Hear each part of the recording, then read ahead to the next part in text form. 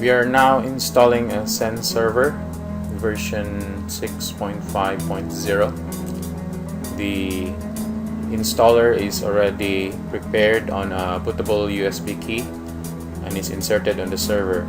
The server is currently off, and now we are powering on the server.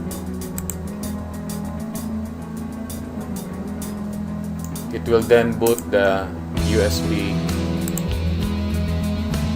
with a Citrix XenServer installer.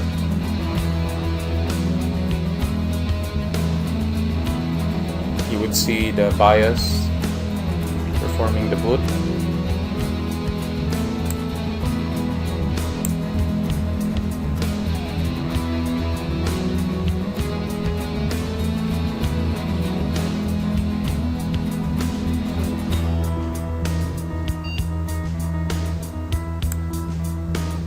This is the welcome screen of the installer. Press enter.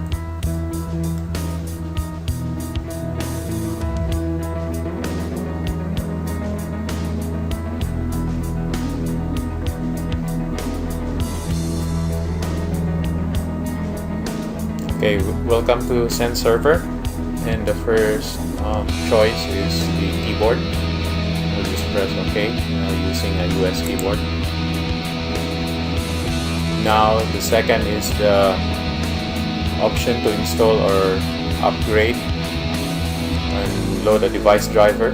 At this time, most of the hardware are auto-detectable, so no need to install any device driver. In case you use a specific RAID controller, this could be the stage wherein you need to manually install the driver if required. Then we accept the end user license agreement. This part is showing which disks are detected.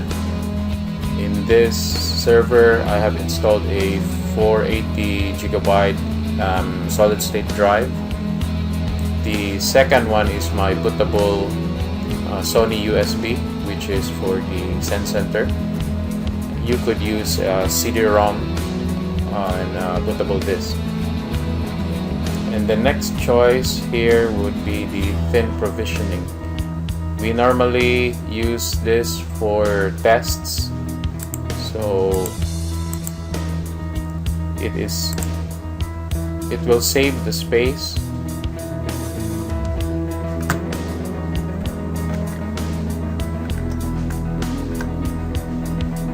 Then the installation source is local media.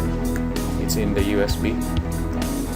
You could also use HTTP or network file system, but in our case we use local media.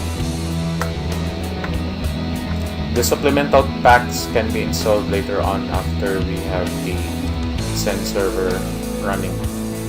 You can download all those packs or hotfixes and service packs from the Citrix website. At this time, we don't need to install any supplemental packs, and we don't need to verify the installation source. This is the password for your XenServer. Our example, we'll just use a generic password.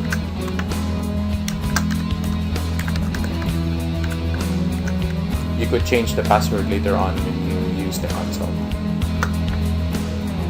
This one is to choose which network card. I only connected the first network card, so I'll use this. For the DHCP for the network, I have a DHCP in my router, so I'll just use the DHCP. For the host name, I wanted to change the host name to my own.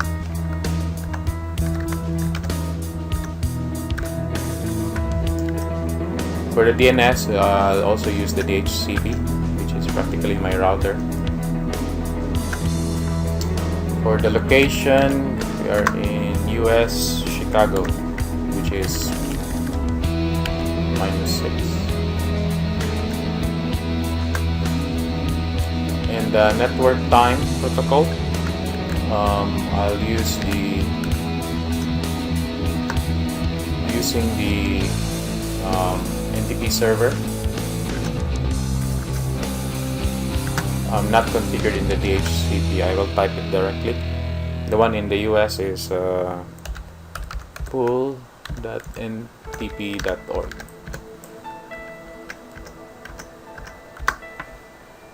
Then we proceed for the installation. It'll take a few minutes and just wait for it to finish. Right now for our installation, we started and it's about 7 minutes, almost 8. Should be done by about 10 minutes.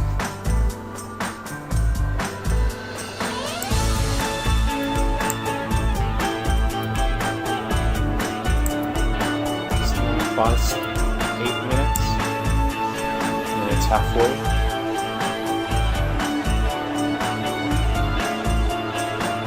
Okay, it's completing now. It's almost 10 minutes. When it is done, it will reboot and restart the server.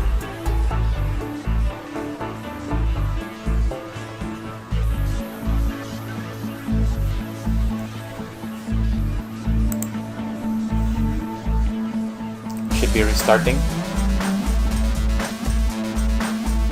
You would see the duration is already 10 minutes.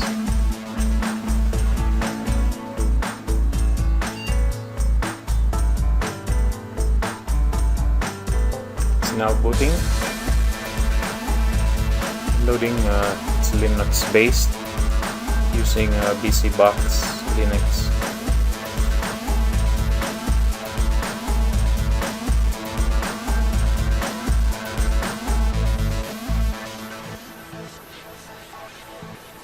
Okay, we'll just do some checking. Remove this timer. So the IP address, you could see the IP address of my server.